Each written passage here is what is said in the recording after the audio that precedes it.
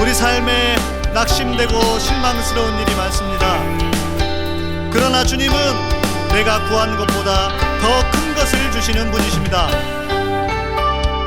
나 낙심치 않네. 내가 구한 것 주시지 않아도 나 실망치 않네.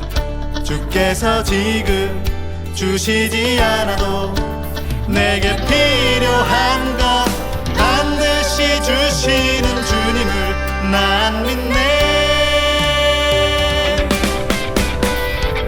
내가 구한 것보다 더 큰 것 주시는 주, 날 향한 주의 소원, 주의 때에 이루심을 난 믿네. 내가 구한 것보다 더 큰 것 주시는 주, 주께서 주실 것 믿고 주님께 감사하세. 난 믿네.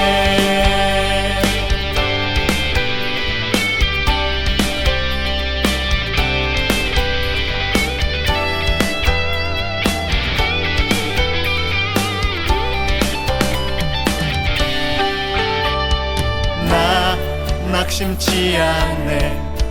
내가 구한 것 주시지 않아도 나 실망치 않네. 주께서 지금 주시지 않아도 내게 필요한 것 반드시 주시는 주님을 난 믿네. 내가 구한 것보다 더 큰 것 주시는 주, 날 향한 주의 소원, 주의 때에 이루심을 난 믿네. 내가 구한 것보다 더 큰 것 주시는 주, 주께서 주실 것 믿고 주님께 감사하세. 내가 구한 것보다 더 큰 것 주시는 주, 날 향한 주의 소원, 주의 때에 이루심을 난 믿네. 내가 구한 것보다 더 큰 것 주시는 주, 주께서 주실 것 믿고 주님께 감사하세. 내가 구한 것보다 더 큰 것 주시는 주, 날 향한 주의 소원, 주의 때에 이루심을 난 믿네. 내가 구한 것보다 더 큰 것 주시는 주, 주께서 주실 것 믿고 주님께 감사하세. 난 믿네.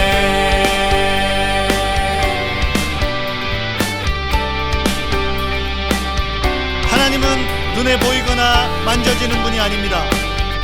느껴지지 않아도 믿어야 할 분이십니다.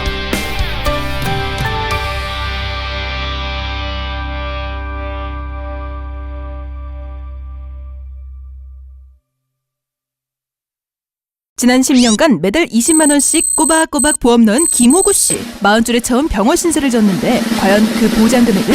꼴랑 100만 원이요. 왜 이렇게 실망스러운 겁니까? 제가 뭘 잘못한 겁니까? 보험 손해보지 마세요. 최고의 전문가들이 본인에게 가장 적합한 보험으로 맞춤형 리모델링 해드립니다. 지금 바로 마이보험 체크하세요. 검색창에 마이보험 체크. 안녕하세요. 반갑습니다. 양희삼TV 카타콤 3프로 목사 양희삼입니다. 오늘은 정신건강의학 녹화해서 여러분 만나는 시간입니다. 먼저 우리 김신권 박사님 인사해 주시죠. 네, 반갑습니다. 김신권입니다. 네, 이호영 박사님 인사해 주십시오. 네, 반갑습니다. 이호영입니다. 네, 박사님 어떡해요. 트럼프가 돼버렸어요. 네? 그냥 미국에서는 아니 제가 만약에 미국에 있었으면 진짜 저도 트럼프가 되고 이랬을 것 같은데 예? 어떠십니까? 뭐, 뭐 미국 사람들이 트럼프를 원하는데 어떡하겠습니까? 근데 아주 의외로 아주 그냥 싹쓸이에요, 싹쓸이. 네. 모든 경합주들이 다 그냥 트럼프 좋았죠. 그러니까 이게 트럼프가 좋아서라기보다는 민주당이 너무 못해서 정치를 못해서 그런 게 아닌가 싶어요. 맞습니다. 예. 지금 얘기가 지금 국민이 선택을 트럼프로 한 게 아니라 국민들이 아주 시급한 문제들 같은 것을 네. 전혀 그냥 이데올로지만 가지고서 말을 하니까 민주당에서 절실하게 국민들이 이렇게 느끼지 않고 그리고 좀 해리스가 못 미친다는 점에서 해리스를 거부한 것이 이제 결과라고 이렇게 얘기를 합니다. 네. 그러니까 뭐 흑인들이나 또 저쪽 그 히스패닉에서도 별로 이렇게 지지를 안 했다고 하고. 그러니까 그래서 흑인 남자들이 또 많이 또 트럼프를 지지하고요. 주로 이제 백인 남자들이 이렇게 많이 다 트럼프를 지지했죠. 그러니까 제가 이제 이런 생각이 들더라고요. 뭐 이념도 좋고 뭐 그 좋은 뜻도 좋지만 어찌됐건 사람들에게 어떤 그 살 수 있는 편안함. 트럼프는 뭐 자기가 하여간 미국이 제일 잘 살게 해주겠다고 하니까 사람들이 그걸 어떻게 이길 수 있겠습니까? 예. 그런데 이제 지금 미국이 물가가 올라가지고서 물가는 굉장히 올랐어요. 그러니까요. 많이 올랐더라고요. 사람들이 살기가 어렵고 그리고 지금 큰 문제는 불법 이민자들이에요. 막들 들어오니까. 그래서 지금 제일 시급하고 절실한 문제를 트럼프는 다루는데, 해리스는 뭐 무슨 여성 권리도 물론 좋지만은 뭐 민주주의, 뭐 프리덤, 자유, 뭐 이런 걸 외치니까 이렇게 백성들이 그 피부에 와 닿질 않죠. 그러니까. 네. 그러니까 그리고 그게 또 그런데 네. 더 심각한 거는 이번에 의회가 전부 공화당으로 그렇죠. 다 네. 장악이 돼서 양원이 전부 다. 그러니까 공화당과 트럼프가 하려고 하는 것을 이제 막을 수 있는 굉장히 제한적으로 민주당이 뭐 네. 완전히 예를 들면 필리버스터나 이런 거를 하지 못하게 그 정도는 아니지만은 중요한 정책이나 법안들을 만약에 트럼프가 밀고 나갔을 때 그걸 막을 수 있는 힘이 없어졌다. 네. 생각이 듭니다. 그러니까 참 정치를 잘 해야 된다. 그러니까 어떤 그 소위 말하는 시민들의 삶을 깊이 밑바닥으로 들어가서 들여다보지 못하니까 그렇게 맞아요. 이상적인 이야기만 하다가 이 꼴이 난 거지 않습니까? 맞습니다. 예. 이 정치인들이 미국이든 한국이든 정신 차려야 된다고 봅니다. 예. 에휴, 참. 그래도요, 박사님, 저희 한국은 이제 트럼프 때문에 전쟁은 안 날 것 같아요, 다행히. 그래서 아시다시피. 뭐 여러 가지 이야기가 있는데 모르겠어요. 또 무슨 하긴 뭐 지금 사법부 입법부를 뭐 다 트럼프가 강력하게 영향을 주고 있으니까 뭘 어떻게 할런지 모르지만은 그래도 미국은 여러 가지로 이제 견제하는 세력들이 많아가지고 쉽게 뭘 할 것 같지는 않은데 제일 급한 것은 중국입니다. 중국 관세 때문에 제일 지금 긴장한 것이 중국하고의 관계 같아요. 네. 그 앨런 머스크만 몸값을 아주 그냥 세계에서 제일 중요한 인물이 될 것 같습니다. 네. 왜냐면 아니, 중국에 자기 공장 다 있는데 중국하고 네. 악화되면 사이 안 좋아지면 자기도 다 손해 볼 거 아닙니까? 예.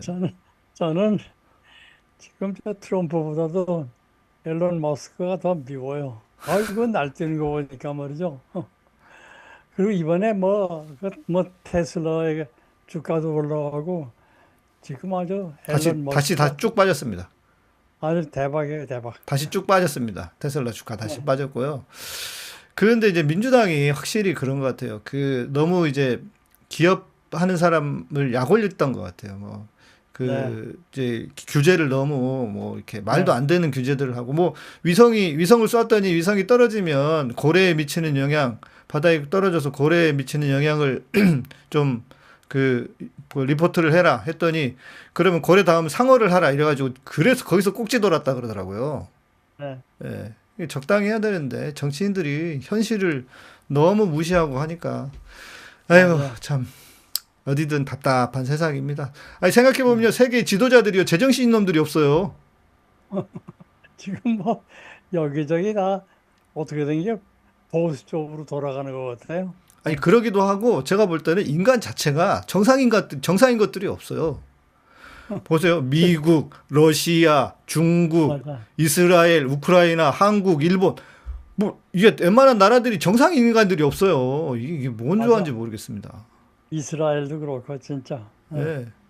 이스라엘 사실은 이제 네, 저희 인류가 이렇게 평화로운 시기를 보낸 것이 굉장히 오래간만이고 그쵸. 얼마 안 됐지 네, 진짜. 대규모 전쟁들이 없고 음. 그렇게 평화롭게 보내고 이런 게 없었는데 사실 생각해 보면 옛날에도 다 그랬 19세기나 20세기 초반에도 맞아요. 다 그런 히틀러 있었을 것이고 말도 안 되고 네, 진짜 그런 네. 뭐 인간들이 윈스턴 처칠도 뭐 전쟁 이겼다고 되게 좋아하지만 사실 그때 당시에는 그 2차 대전 당시에도요. 그 지도자들은 다 그런 그랬네. 분들이었을 것이고 그러니까 진짜. 네.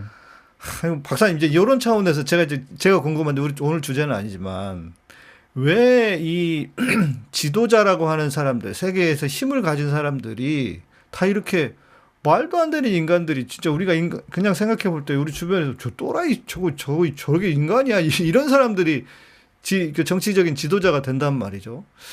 뭐 특별한 이유가 있을까요? 글쎄, 그 지금 뭐 보니까 그 어떤 면에서 돈하고 힘의 시대인 것 같아요.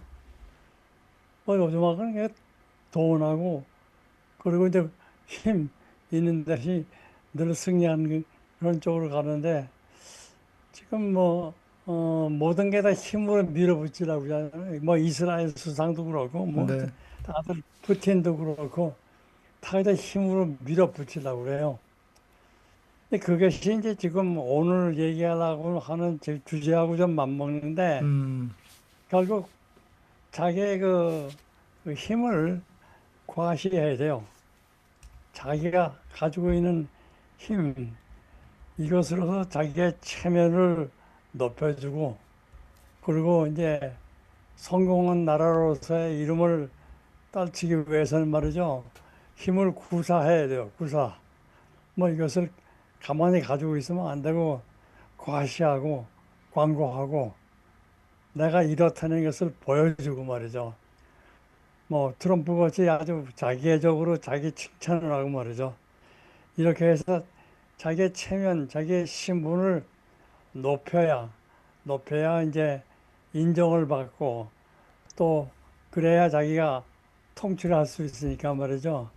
그냥 멋대로 그냥 자기네들이 자기가 과시하고 광고하고 그리고 자기의 특징들을 널리 알리고 구사하고 하는 것 같아요. 네.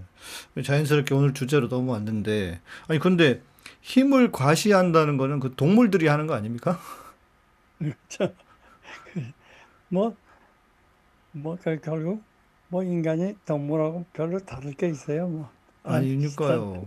아니, 저희 집에 고양이가 한 마리 있었는데, 얘가 너무 소심하고, 뭐, 이제, 우리 김신국 박사님 아시겠지만 집에 와도 사람들이 오면 막 숨어요. 그래서 저도 어떨 때 막 피하고, 지가 마음에 들 때만 뭐 이렇게 한번 쓰다듬게 하고 나머지는 다 횡하고 도망가는데, 그래서 저희가 이제 가끔씩 집에 없고 그러면 제 아내가 혼자 있어서 너무 애가 좀 안 됐다 싶어가지고 지금 둘 다 길냥인데 한 마리를 또 데려왔거든요. 한 1년 된 애를. 근데 한 2주 지나니까 뭘 하냐면 큰 애가 원래 있던 애는 한 7살 됐고 새로 온 애는 1살인데 큰 애가 새로 온 애의 목덜미를 물기 시작했습니다. 목덜미를 물으려고 그래요. 그래서 이게 뭔가 했더니 이게 힘을 과시하는 거래요. 서열을 정리하고 너 내 밑에 있는 놈이야 이걸 분명히 정리하려고 그런다는 거예요. 그리고 힘을 과시하는 거니 동물들이 하는 짓인데 그 동물스러운 인간들이 대통령이 되고 세계 지도자가 되고 국가의 대통령이 된다는 게 이게 참 우리의 불행이 아닌가 싶은데 예. 좀 성숙한 사람들은 대통령이 될 수 없는 건가요? 글쎄, 저도 좀 여러 가지 좀 아이러니한데, 지금 한국의 대통령도 사실 제가 청와대를 바꾸겠다고 그랬을 적에 좀 이게 이상하다 생각한 것이 보수 정권이 들었으면은 자기네들의 권위를 과시하기 위해서라도 청와대 같은 데 있고 싶어 하지.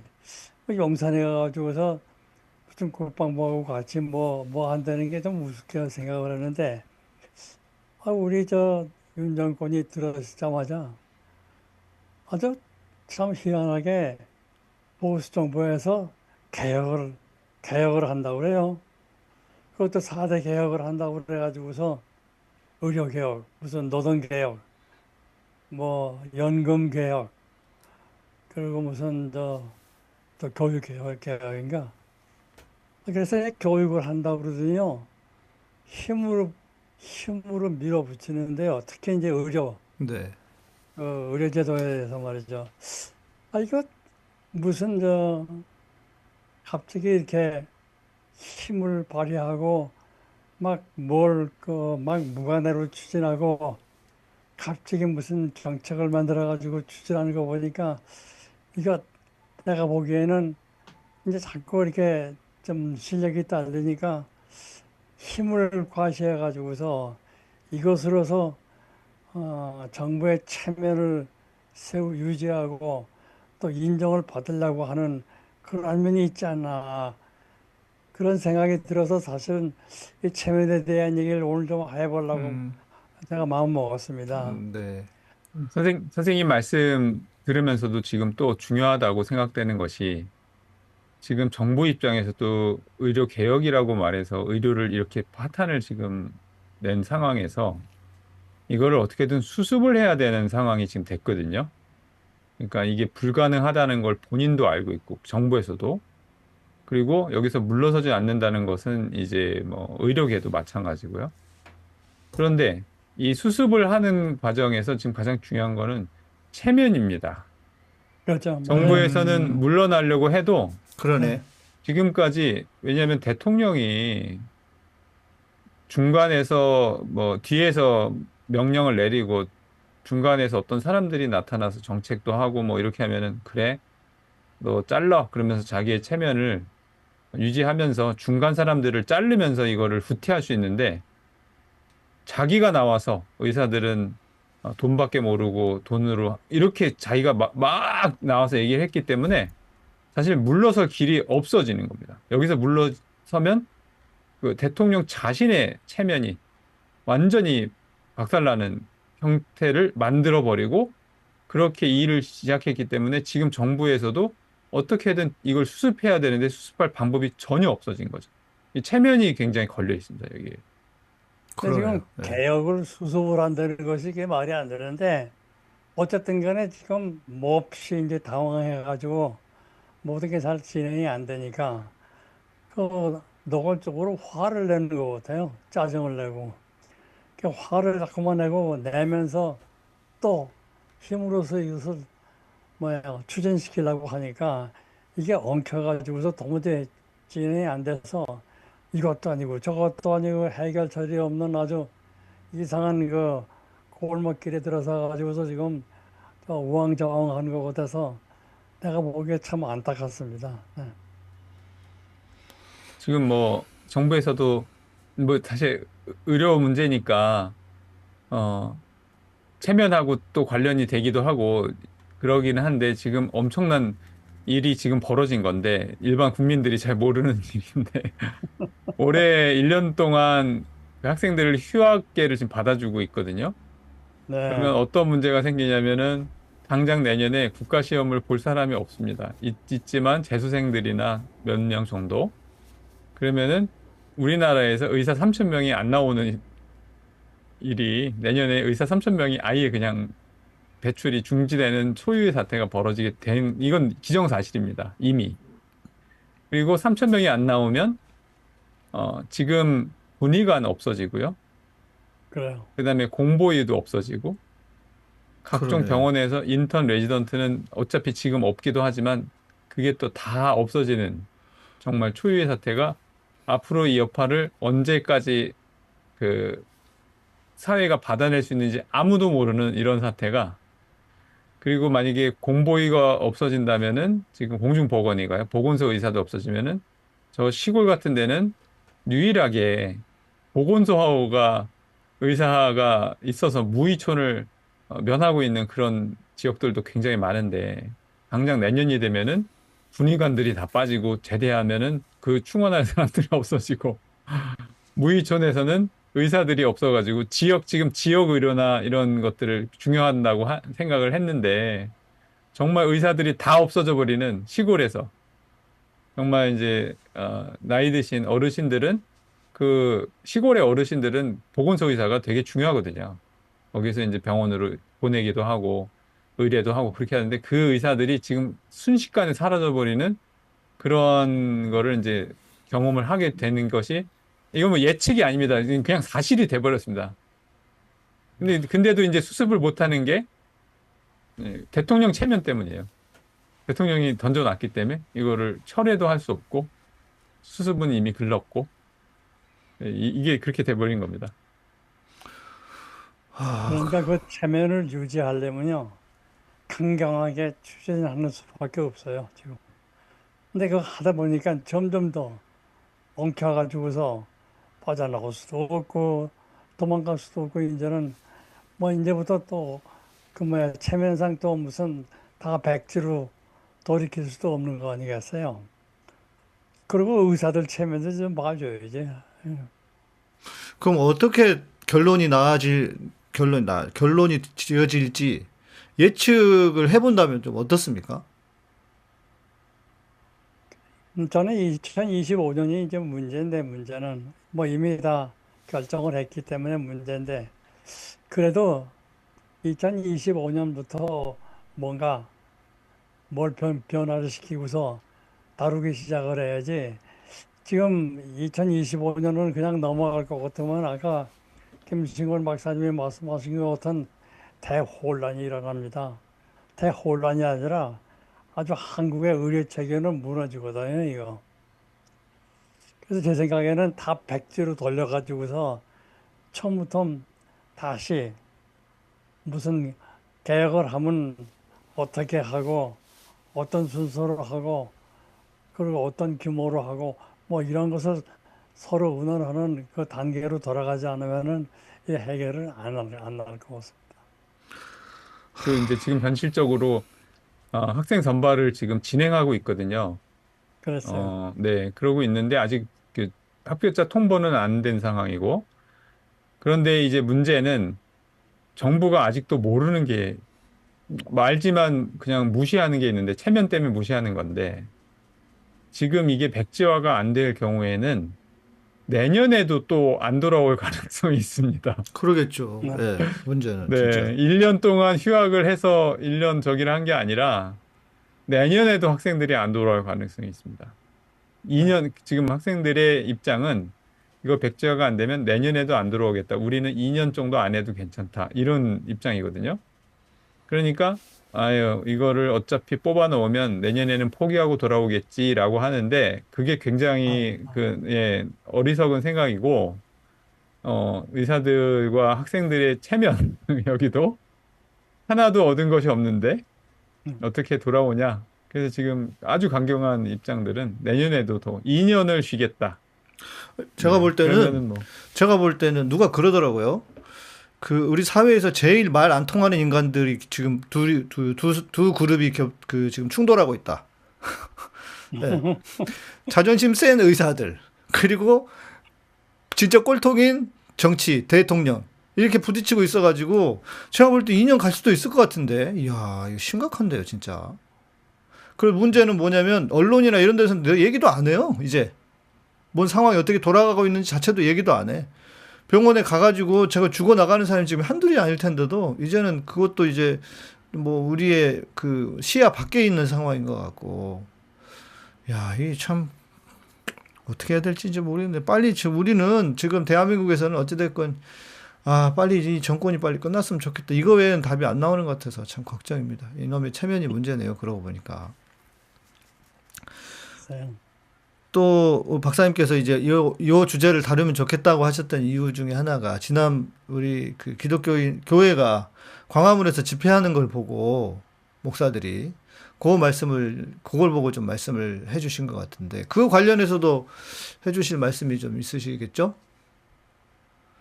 네, 물론 이제 교회가 교회의 권위를 세우기 위해서 여러 가지 그 권위를 상징하는 것들 무슨 어마어마한 그 무슨 장식을 한다든지 또 목사님이나 신부들이 엄청나게 번쩍거리는 가운을 입는다든지 뭐 여러 가지로 이제 그 권위를 그 외면적으로 보여주는 그런 식의 그 의식들이 있거든요.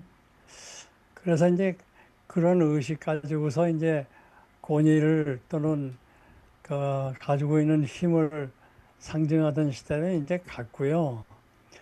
그리고 이제는 실력 가지고 해야 되고 이런 시대가 왔는데 그런 시대가 왔는데도 불구하고 이제 일부 뭐 다 그런 건 아니지만은 제가 보기에는 목사님들도 그냥 교회 안에서 의식을 할 때문에 몰라도 이 밖에 나가서 이렇게 일상생활하고 세상 사람들하고 사귈 적에는 뭐 이렇게 목사라는 티를 또 목사라는 그 상징을 나타낼 필요가 뭐 있나 하는 생각이 들거든요.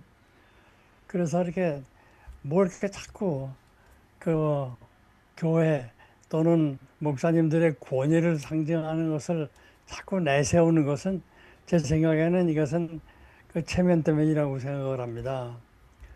그러니까 제가 그리고 또 요즘하고는 이제 그 힘 있는 교회, 큰 교회 이런 데일수록 그 자기네들이 그 번영했다는 거, 크다는 거, 돈 많다는 것을 과시합니다. 그리고 이제 목사님들도 그 지난주 보니까 어느 목사님은 그 목사복을 안 입고 한옷을 입으셨는데 그 한옷이 그 엄청 비싼 옷이에요. 그런 거 입고 말이죠. 그 치장하는 모습이라든지 말이죠.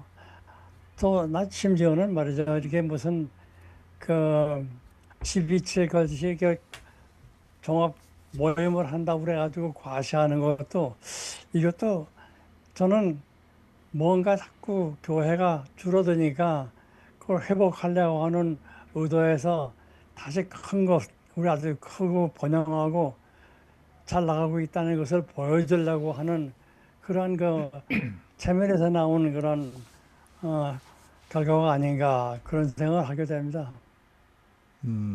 저도 이제 그 교회 대형 집회를 바라보면서 교회가 이제 힘을 과시하려고 하는 의도가 분명히 보였거든요. 거기서 그 기독교가 이만큼 사람을 모을 수 있다. 그러면서 200만 명을 모은다. 이런 어떤 그 명제를 제시하고 우리는 이렇게 힘이 있다. 거리에 200만 명을 나오게 할 수 있다. 이렇게 힘을 과시하는 걸 제가 봤습니다. 근데 무슨 뭐 그게 어떠한 이유가 있건 그래서 뭐 정당하건 안 하건 그거를 일단 떠나서도 그렇게 자꾸 힘을 과시하려고 하는 것은 이면에 들여다보면 힘이 없다는 거를 반증하는 그렇죠. 맞아요. 힘을 과시할 필요는 없는 건데 정말 힘이 있으면 힘이 떨어졌다는 뜻이겠죠. 그렇죠. 그러면서 자기의 힘을 과시하려고 자꾸 하는 거는 실제로는 힘이 없고 그리고 자기들도 힘이 없다는 사실을 알고 있지 않은가. 맞아요. 저도 이번에 제가 어느 특별한 목사님 이름을 거론해서 얘기하기엔 참 거북해서 어렵지만은 저는 평상시에 본당 불교의 우리 교회 이찬수 목사는 상당히 좀 똑똑한 목자라고 제가 좋아했거든요. 근데 이번에 그분이 이번 12.7 집회에 찬성하면서 한 그 발언을 들어보니까요. 그거 본인들이 다 알아요. 그분이 세 가지를 부탁했어요. 그 집회에 대해서. 첫째는 정치적인 집회가 되면 안 된다. 숫자 가지고서 뭘 늘리고 과시하려고 하면 안 된다. 그 다음에 무슨 회의하는 모임이 돼야 된다. 회계. 그러니까 예. 무슨 뭘 하면 안 된다. 뭘 하면 안 된다. 이거 막 규탄하는 저게 아니고 교인 나와 있는 사람들이 회개하는 그런 모임이 돼야 된다는 강조하는 거. 뭐 이런 걸 다 많이 들어보니까 그분이 이 집회가 어떤 집회라는 것을 알고 있어요. 알고 있는데 그렇게 되면 안 된다고 이제 말씀을 하셨는데 또 그렇게 하면서도 또 본인은 참석을 하고 그리고 이제 교인들에게는 뭐 자유롭게 참석하든지 선택하라고 그랬는데 실제로 말이죠. 뭐 지방에서 그냥 버스를 대설해 가지고서 들이왔는데 그 하필이면 일요일 날 그것도 예배 시간 근처에 교회에서 예배 안 보고 다 나오게 이렇게 만들어 놓고 말이죠. 그것을 자유 의사에 맡긴다고 하는 그런 얘기를 한 거 들어보고 또 말이죠. 이 세 가지가 다 사실은 그 집회의 성격이에요. 근데 그것을 부탁한다고 그래가지고 그렇게 하지 말라는 식으로 얘기하면서 또 본인이 또 참석을 한다는 것은 상당히 이게 복잡해요. 이게 다 체면 문제예요, 체면. 유명한 목사들이 다 나오고 성공한 교회들이 다 참석했는데 또 뭐 우리만 또 안 나가는 것도 또 우스우니까 거기에 나가서 우리도 성공한 목사들 중에 한 교회다. 이런 식으로 이렇게 그 대열에 끼려고 하는 그런 것들도 있는 것 같아요. 그래서 저는 이번에 아주 감리교회에서도 몇 위원회에서는 참석 안 하는데 딱 거절하고 나 이런 데는 안 나간다고 그러고 안 나간 사람들이 상당히 용감한 사람들이라고 생각을 해요.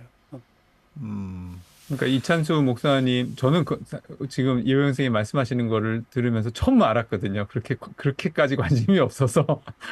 근데 그 목사님 말씀 들어보면 정치적 집회가 되면 안 된다. 그 이야기는 거꾸로 생각해 보면 반대로 뒤집어 보면 이미 정치적 집회다.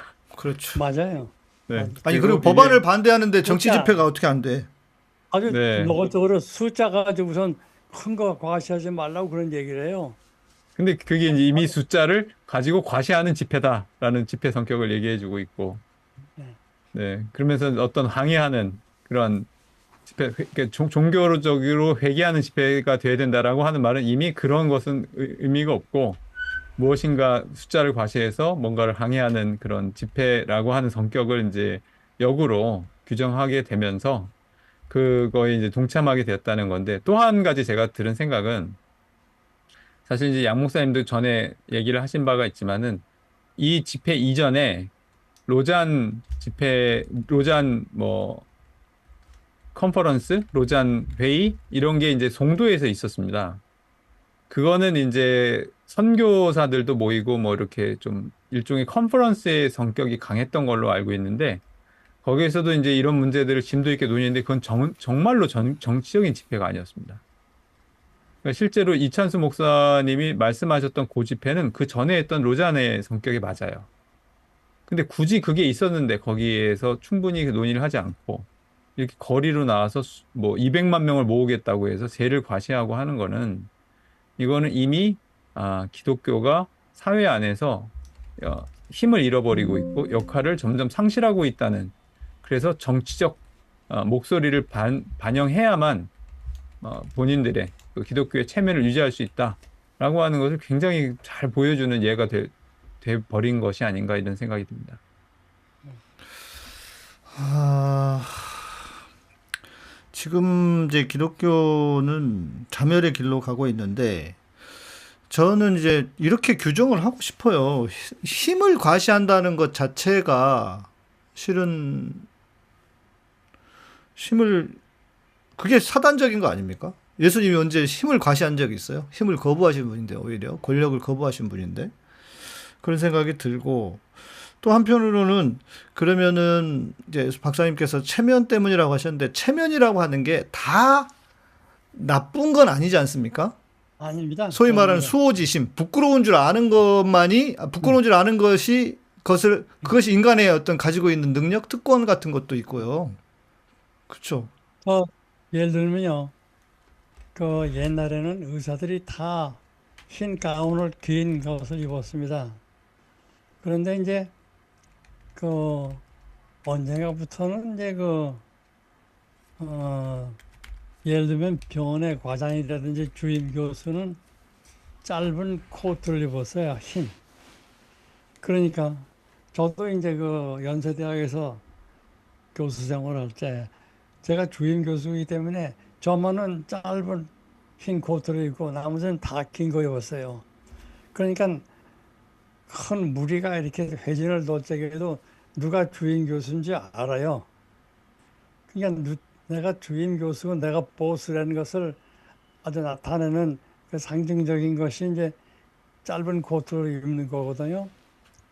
그러니까 그런 관례들이 말이죠. 다 뭔가 그 힘 있는 사람들의 그 특징을 보여주는, 누가 힘이 있다는 것을 보여주는 그런 그 체면을 위한 그런 그 관례인데, 그런 것들이 상당히 많이 있어요. 옛날에 그래서 서양의 귀족들은요, 말 타는 거, 또 활 쏘는 거, 뭐 펜싱 잘하는 거, 이것이 이제 정말 귀족들 상징하는 이제 그런 그 관례였었고요. 그다음에 이제 부자들은 부자인 것을 나타내는 자기네들의 신분, 체면을 나타내는 것들이 이제 뭐 어마어마한 그 집을 사고, 그리고 이제 특히 미국에서는 그 정원 잔디밭이 넓어야 돼요. 큰 넓어지. 또 이게 자기 집이 바깥에서 보이면 안 돼요. 뭐 숲으로 덮여져 있는 데 들어간다든지 이런 걸 가지고서 자기네들의 그 신분, 자기네들의 그 체면을 이제 세우는 그런 관습들이 많았어요. 근데 그건 뭐 다 조금도 나쁠 거 없고요. 좋아요. 저도 이제 여기서 의사 생활 할 적에 그 의사들이 잘 입는 옷 그 스타일이 있어요. 그건 뭐냐면 첫째 유행을 안 따라가고요. 제일 권위를 보여주는 것이 검은색이나 검은색의 정장이거나 그렇지 않으면 블레이저를 많이 입어요. 블레이저. 또 단추가 이렇게 반짝반짝하는 단추 닿는데 그 블레이저를 입었는데 저도 그거 입었어요. 늘. 그러면 되게 그 동네 사람들도 저보고 어쩌고 그래. 내가 너의 직업을 맞춰보겠다고. 너 의사 아니냐고 그랬다고요. 근데 그런 식으로 자기의 체면을 보여주는 외적인 양식들이요. 다 있어 왔고, 나쁠 게 없어요. 근데 지금은 이게 지나치고 말이죠. 그리고 어떤 데는 자기 마음에 없는 거, 또 실체하지 않는 거, 뭐 이런 거 가지고서 과실하니까, 그러니까 그게 이제 그 문제가 되는 겁니다. 그래서 지금 말씀하신 것 같이 그런 자기의 체면을 세우는 것, 이조 시대에는요, 높은 관리들은 임금이 무슨 벼슬을 줄 것 같은 말이죠. 적어도 세 번은 사양했어요. 사양하는 그것이 이제 그 체면 세우는 거예요.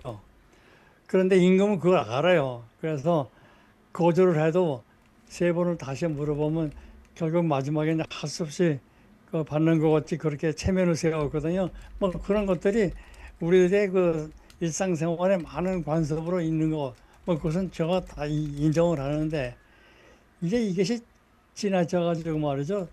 과도하게 광고하고 말이죠. 뭐 그 과장하고 뭐 이런 것 때문에 이제 그것이 좋지 않은 것으로서 비치는 겁니다. 예. 사실 이제 선생님이 말씀하신 것을 이제 다른 용어로 바꾸면 이제 명예입니다. 명예. 개인의 명예인데 그 명예가 굉장히 중요한 여러 가지 그 직업들이나 사람들이 있습니다. 왜냐하면은 사회적 보상, 그러니까 예를 들면 금전적 보상이 충분하지 않아도 명예 때문에 그것을 어, 유지하고 또 명예를 위해서 하는 그런 많은 직업들이 있거든요. 아까 이제 의료 말씀하셔서 그런데 대학병원 의사들이 이 생각보다 그렇게 크게 돈을 많이 벌지는 못합니다. 바깥에서 돈을 많이 버는 의사들이 있기는 하지만은 그분들에 비하면은 뭐 많게는 적게는 뭐 3분의 1, 4분의 1밖에 공급을 못 받으면서도 어려운 환자들을 질병을 돌본다 혹은 학생들을 가르친다라고 하는 그 명예를 가지고 대학병원에서 일하는 많은 교수들이 있거든요. 의사들도. 그런데 이제 그분들이 가지고 있었던 명예는 내가 금전적으로 보상을 그렇게 많이 못 받더라도 가치 있는 일을 하고 있다라고 하는 그런 어떤 자부심과 맞아요. 명예가 그분들에게는 되게 중요한 것인데 이번 의료 사태를 겪으면서 완전히 그 명예마저도 체면마저도 완전히 그냥 무시당하고 체면이 완전히 땅에 떨어지는 그것이 어떤 강력한 폭력에 의해서 예를 들자면 뭐 강한 그 대통령이 막 그냥 밀고 들어오는 어떤 그런 폭력도 있고 또 사실 학생들로부터도 이번 사태를 겪으면서 이 교수와 학생 사이에도 많은 이 갈등들도 있고 그러면서도 그 체면들이 많이 손상이 됐거든요. 그런 뭐 의사들뿐만이 아니라 또 다른 많은 직업들도 내가 가치 있는 일을 하고 정말 소중한 일을 하고 이게 의미 있는 일이라고 하는 명예 때문에 그것을 평생의 어떤 직업으로 혹은 헌신하고 있는 분들이 많이 있는데 그런 분들에 대한 명예들이 손상되고 하는 것은 저는 그거는 정말 너무 나쁜 일이다. 그리고 그것을 훼손하는 것은 인격적인 사람들을 부정하는 정말 인격적 살인이다 이런 생각을 저는 하게 됩니다. 하지만 또 반면에 그런 명예를 혹은 그런 체면을 지나치게 강조한다고 하는 말은 제가 이해하기로는 본인이 자부심도 없고 그 안에 내면에는 굉장히 그거에 대한 부끄러움이 가득한 사람이 혹은 체면만 세우면 자기가 가지고 있는 비어 있는 자아가 마치 채워지는 것처럼 그렇게 생각하는 사람들.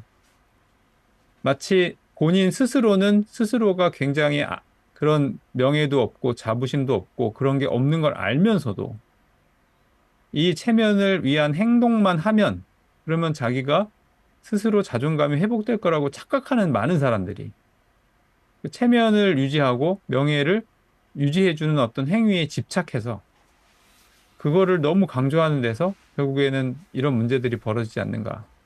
또 그 명예를 혹은 체면을 손상될까 봐 굉장히 불안해하는 자기가 실제로는 그러한 실력도 없고 내면이 가득 차지도 않기 때문에 혹시라도 그게 조금이라도 뭔가가 손상되면 안 될까 봐 굉장히 불안해하는 그런 일이 있지 않을까. 그래서 말씀하신 것이 아닌가 이런 생각이 듭니다. 선생님 어떠신가요? 저는 아주 그 전적으로 동감하는데요. 사실 제가 양희삼 목사님 설교하는 걸 한번 듣고 말이죠. 거기서 하나 아주 정말 그 배운 게 있어요. 그 지금 바로 김 박사님이 말씀하신 건데 그냥 영성하고 말이죠. 막 정말 아주 그 어떤 황홀주의경에 들어가는 그러한 목사님은 그 열등감 있는 사람이 그런 거다. 그 맞는 얘기입니다. 음, 그 제가 잘 봤네요. 가만히 보니까 네. 저 집회에 가니까 말이죠. 아이고 그거 그냥 일어서 가지고 팔을 벌리고 말이에요. 통성 기도를 하는데 아주 소리 지르고 하거든요. 보면 말이죠. 야, 그것도 내용은 말이에요. 그냥 규탄하는 그 무슨 차별금지법 만든 사람들 또는 만들려고 하는 사람들을 욕하는데 그런 내용을 이렇게 외치는 걸 보면 이게 진짜 자기가 여기 왔으니까 그리고 여기서 사람들이 보는 앞에서 나도 뭔가를 해야 되니까 자기도 힘이 있고 자기도 인정을 받아야 된다고 생각해가지고 소리 지르는 걸 들어보면요. 저럴 필요가 뭐 있나. 또 저렇게, 왜 저렇게 되느냐 하는 생각이 들어요. 그래서 저는 그렇습니다. 뭔가 자기의 부족한 것을 보상하기 위해서 말이죠. 그 체면을 차리기 위해서 그렇게 좀 지나치게 또는 왜곡되게 자기를 진짜 자기 모습이 아니고 무슨 다른 모습으로서 과시하는 것 같은 거 이런 것은 저는 좀 보기가 좀 안타깝습니다. 그러면 이제 결국 지금 이제 이거지 않습니까? 문제가 자기가 어떤 그 그러니까 자기가 가지고 있는 실력이나 어떤 능력이나 인품이나 이런 거에 비해서 자기를 과하게 생각하고 그거를 더 포장을 하는 거 어찌 보면 그리고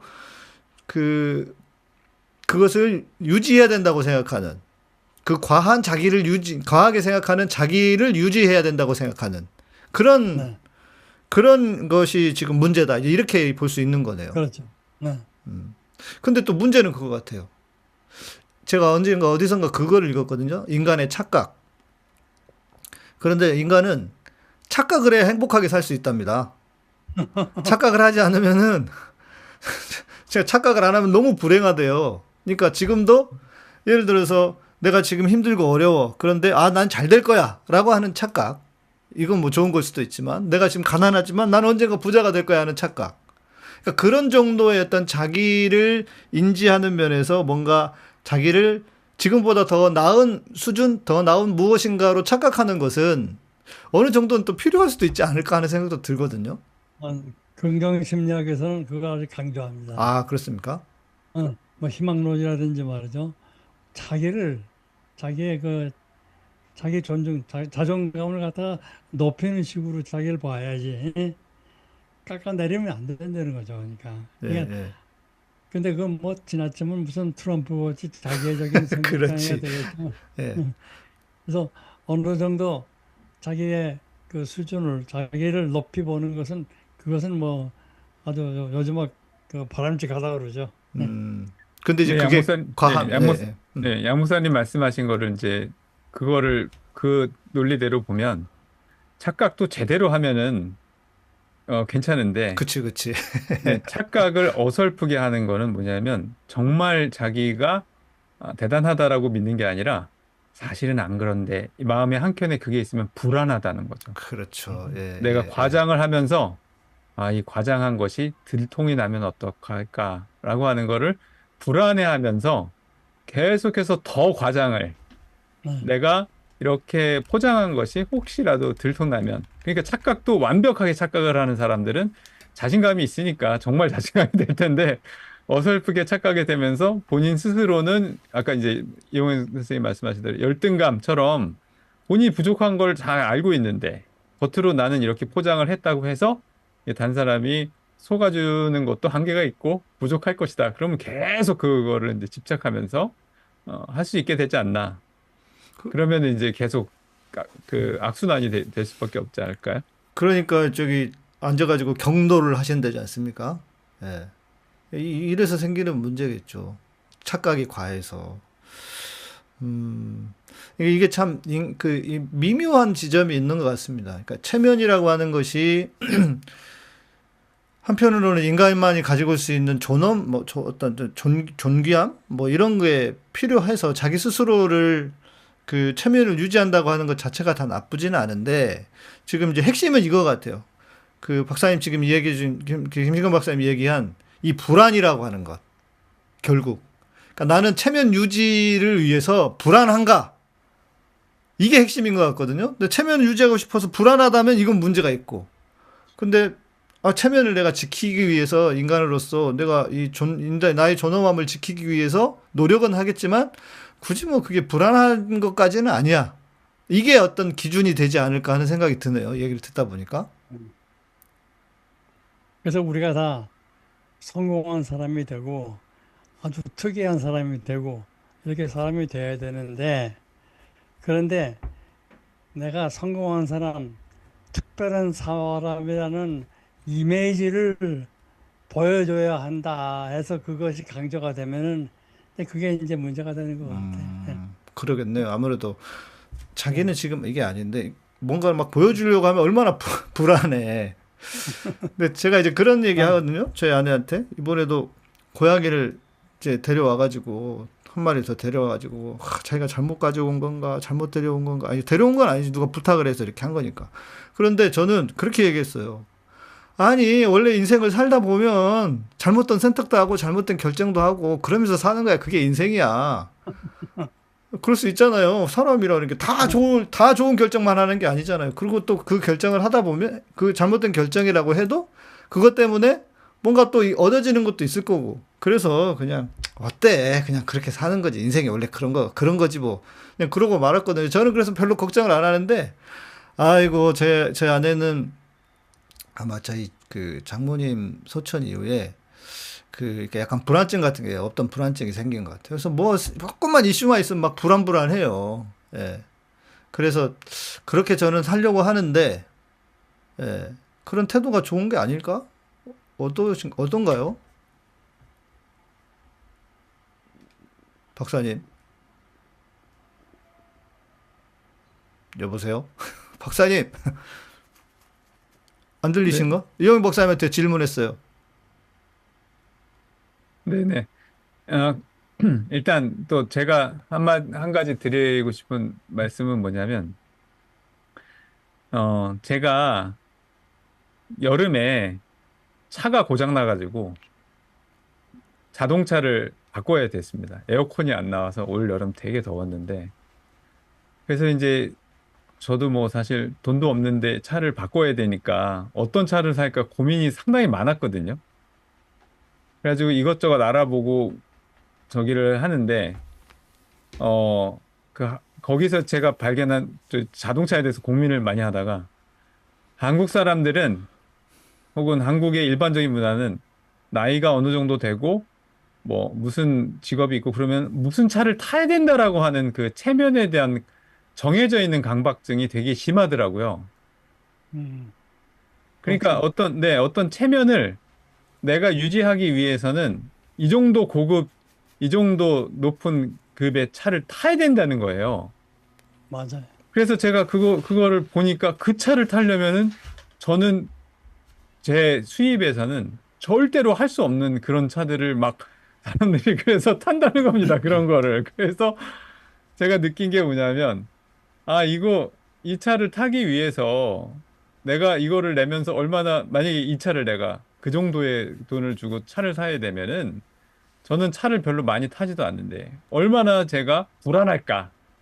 내가 이 할부금을 내면서 점점 불안해가면서 내가 이거를 유지하기 위해서 내가 해야 되는 엄청나게 많은 희생들, 그런 것들을 과연 내가 체면을 지키기 위해서 그런 걸 해야 될 만한 가치가 있을까? 생각해보니까 없더라고요, 저는 그렇게. 저는 자동차가 저의 체면이나 저의 인격이나 혹은 저의 무슨 뭐를 대변한다고 생각하지 않고 그냥 바퀴 달려서 저를 이동만 해주는 수단이라고 생각하고, 단 하나는 고장 안 나고 좀 오래 탔으면 좋겠다. 그 이유 하나밖에 없고, 또 하나는 제 기준에서는 이왕이면 환경에 조금 영향을 덜 미쳤으면 좋겠다. 그 기준밖에 없었기 때문에 그냥 형편에 맞게 한 것인데, 우리나라 일반적인 문화들이 보면은 그런 어떤 체면을 유지하기 위해서 과한 것들을 많이 하면서 거기에 대해서 희생을 많이 하고 그러면서 그거를 점점 긍긍해 하는, 마치 그 체면을 유지하는 어떤 그 상징적 행동들이 자기 자신의 본질을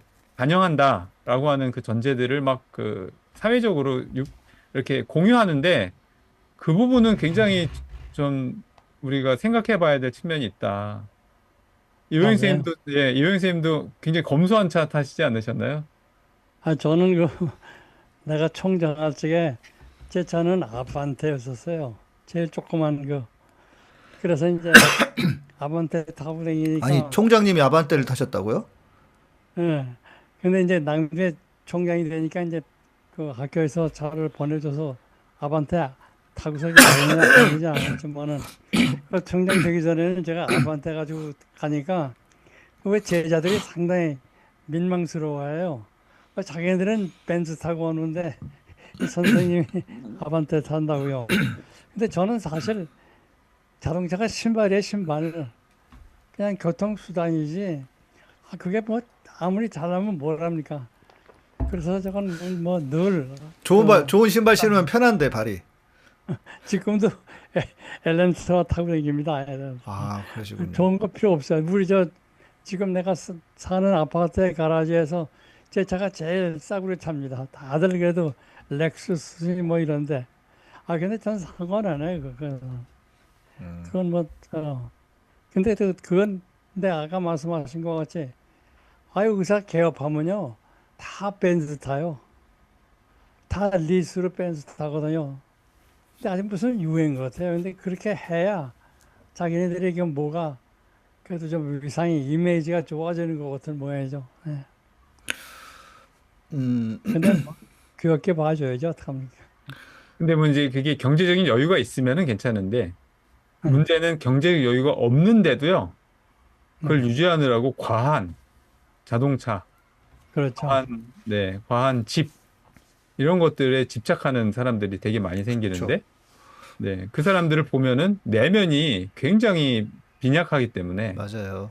스스로가 부끄러워하고 내면이 약하기 때문에 그런 거를 겉으로 막 감추는데 불안해한다는 거죠. 그리고선 계속해서 그거를 유지하면서 바꾸고 차를 좋은 차로 계속 바꾸고 그러면서 자기의 그 부끄러움이 들통날까 봐 불안해하는 그것들이 있지 않을까.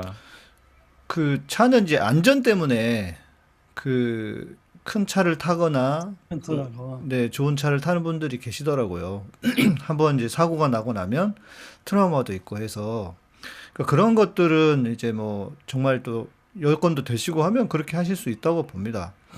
저는 이제 제가 이제 연비가 워낙 좋아가지고 제 차는 한 20 이상씩 막 나오거든요. 그래서 기름 한 번은 막 1000km씩 타서 야, 이런 차가 있구나 하고 신나게 타고 다니는데 이제 저도 제 차도 이제 수명이 이제 거의 다 돼가가지고 30만 다 돼가지고 그냥 간당간당 하고 있는데 그러니까 그 아까도 이제 말씀해 주신 것처럼 자기를 과하게 생각해서 받는 그 체면을 유지하기 위한 스트레스. 근데 이제 그것이 자꾸 이제 외부로 나오면서 차든 뭐 집이든 뭐 명품 소위 말하는 우리나라만큼 명품 시장이 이렇게 잘 나가는 세상이 있을까? 그런데 어딘가 스웨덴인가 어딘가는 명품 시장 자체가 없대요. 명품 자체가 없대요. 그러니까 이런 걸 보면 우리나라 사람들이 얼마나 이렇게 내면이 속이 허한 사람들이 많은가. 이런 저도 그런 생각이 들어요. 그래서 야 명품 사지 말고 네가 명품이 되라 좀. 저는 이제 그런 얘기 가끔 하는데 뭐 그게 이제 우리나라 사람들한테 얼마나 먹힐지 모르겠습니다. 근데 자기의 신분에 대해서 어떤 무슨 프라이드라고 할까 그런 것을 잘 보여주면서 과장되게 자기 이미지를 높이지 않은 좋은 에피소드 하나가 있는데요. 역사적인 여러분 다 아실 거예요. 그 사람이 철학자든가 뭔가 제네시스인가 그런 사람이 알렉산더 대왕이 찾아간 일이 있죠. 찾아간 일에서 너 뭐가 필요하냐? 너 필요한 거 있으면 내가 다 주겠다고 그랬더니 그 사람이 한 얘기가 좀 비키라고 햇빛 가려가지고서 내가 저 햇빛을 지금 못 보고 있다고 근데 비키라고 그러셨어요. 그랬더니 나중에 이제 그 알렉산더 대왕이 집에 가가지고 하는 얘기가 만약 내가 아니라면은 나는 디오제네시스 같이 됐으면 좋겠다. 그랬더니 낭대 디오제네시스가 그걸 듣고 나는 내가 아니더라도 내가 되고 싶은 것은 디오제네시스라고 그런 얘기 했거든요. 근데 그러니까 체면이나 무슨 신분이나 이런 거 보지 않고 자기 확고한 자기의 이미지를 가지고 있는 사람은 그런 그 긍지가 있는 사람들은요 뭐 이렇게 과식을 해가지고서 뭘 덮으려고 하는데 그런 것이 전혀 없는 거죠. 그래서 정말 잘나는 사람들은 말이죠 그런 체면 차리기 위해서 무슨 과시를 안 하는 사람이 아닌가 그런 생각이 들어요. 네, 맞습니다. 그리고 이제 실은 우리는 기독교 신앙에서 저는 제일 중요한 핵심 중에 하나가 결국 그 예수 그리스도로 인해서 어떤 그 예수님이 나를 구원하셨다고 하는 것은 나를 자기하고 바꾸신, 그래서 내가 예수 그리스도의 가치에 올랐다, 가치가 되었다라고 하는 어찌 보면 그 내면의 건강함, 그것은 자존감이 이렇게 높아지는, 그게 가장 중요한 핵심이 아닌가 싶어요. 그리고 그 제가 이제 이 세상의 문제들이 왜 일어나는가 생각해 보면은 이 다 열등감 가진 인간들 때문에 생기는 문제 같아요. 예.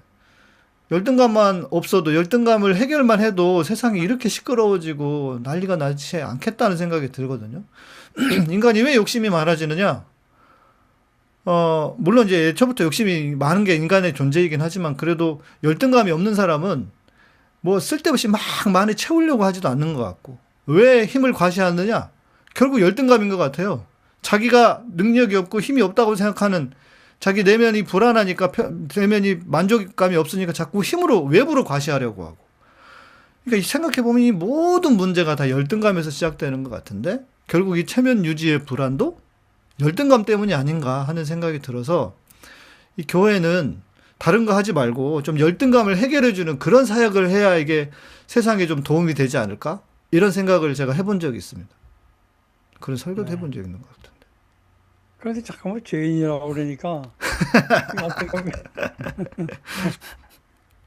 저는 어떤 때는 이게 무슨 병 주고 약 주고 간다.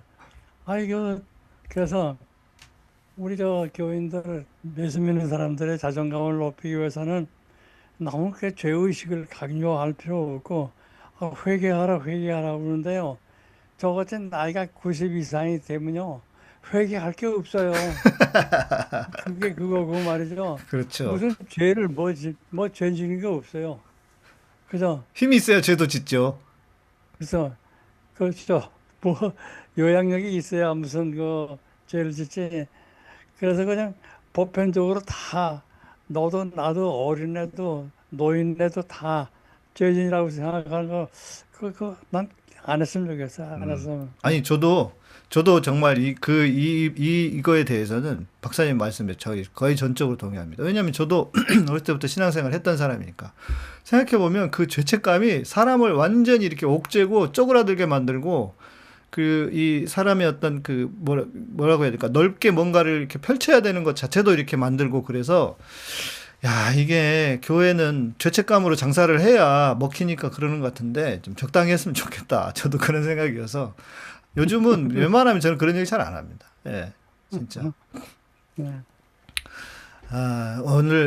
오늘도 결국은 우리 내면의 문제, 체면 유지의 불안, 이것도 내면의 문제가 아닌가 싶은데요. 정치인들 처음에 앞부분에 이야기했지만 이런 생각도 들거든요. 자기 스스로에 대한 불만이 있으니까 자꾸 힘을 과시하고 싶은 사람이 되고, 그러다 보니까 권력을 추구하게 되고, 그러니까 정치인도 되고, 어쩌다가 대통령도 돼버리고.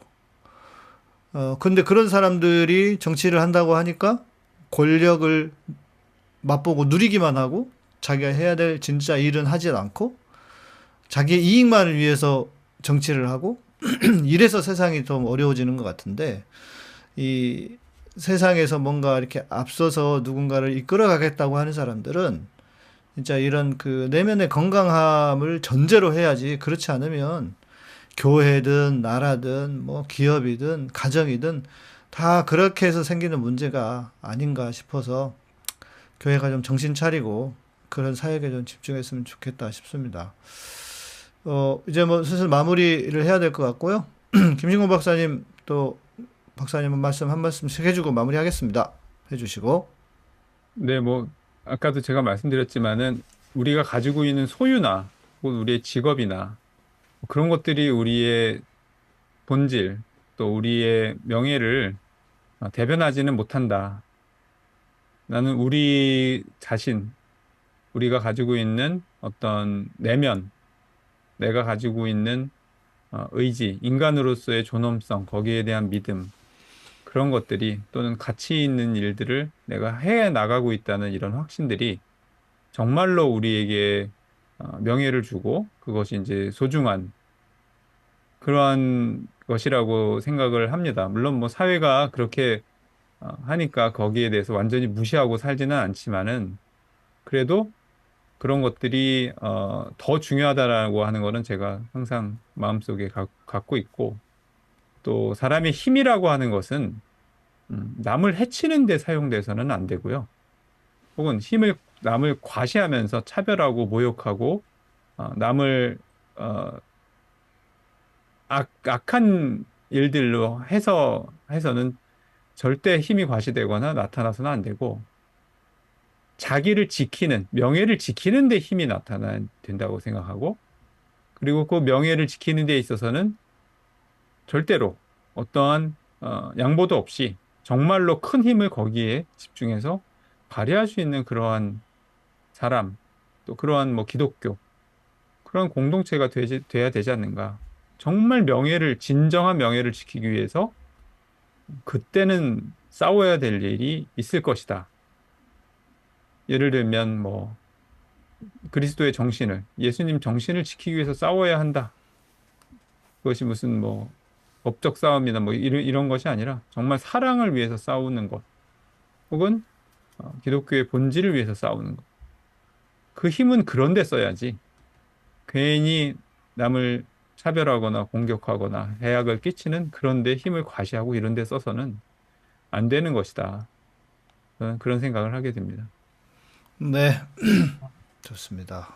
아주 뭐 공감합니다. 네. 제가 그래요.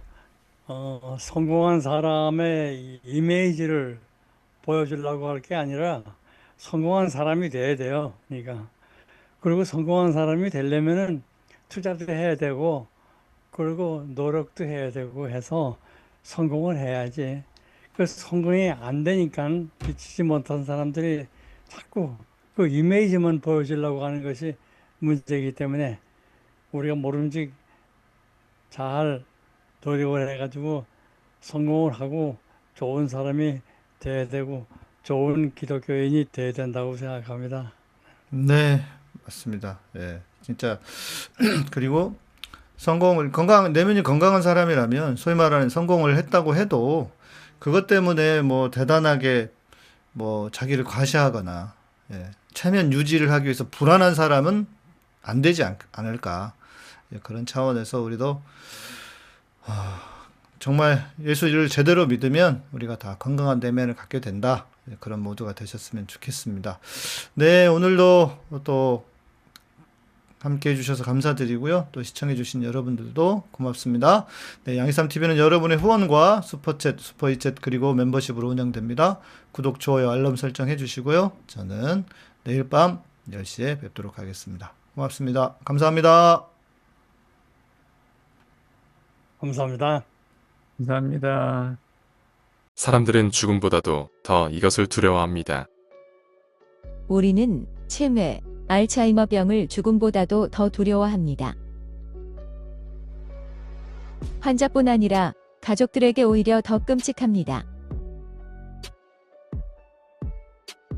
대부분의 가정에서 환자를 24시간 동안 몇 년 내내 보살피기란 사실상 불가능합니다. 언제 끝날지 모르는 치료, 게다가 엄청난 재정적 부담. CNN에 따르면 미국 의료보험 체계와 치매 환자 가족의 재정이 파산에 이르고 있습니다. 젊은 생산 연령 인구가 점점 줄어들면서 가정과 사회는 치매 환자를 제대로 돌볼 재정적 여유가 없습니다. 환자와 그 가족들의 자살률이 치솟고 있습니다. 아시아 국가들, 특히 한국에서 많은 노인 자살은 대부분 치매와 관련이 있습니다. 학계에서는 70%의 치매가 예방되거나 실질적으로 개선될 수 있다고 합니다. 저희 LAOT는 나머지 30%에 대해서도 해결책 또는 예방책을 갖고 있습니다. 캐나다 식약처에서 허가를 받은 인지기능 향상과 치매 예방을 위한 엘레오틴 슈퍼브리앙, 엘레오틴 슈퍼브리앙에 관한 구입 문의는 웹사이트 superleotin.com 전화 1522-6801번이나 페이스북 자연건강대학 또는 카카오톡에서 엘레오틴을 검색하시면 됩니다.